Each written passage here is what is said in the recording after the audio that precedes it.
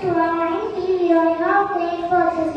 Today I am going to talk about Robert Suchet. Robert Suchet was born on April 10, 1970 in Boston. He was an American chemist best known for his synthesis of complex organic chemistry, including cholesterol, continent structure, and vitamin B12. He was awarded the Nobel Prize of Chemistry in 1965 for his outstanding achievement in the arts of organic chemistry.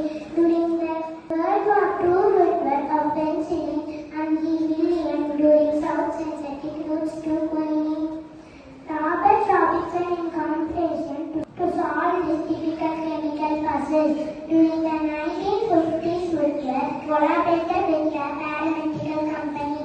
When he enrolled at the MIT in 1933 at the age of 16, earning his PhD 4 years 20. Robert Whitler died on July 8, 1979 in Cambridge. Thank you.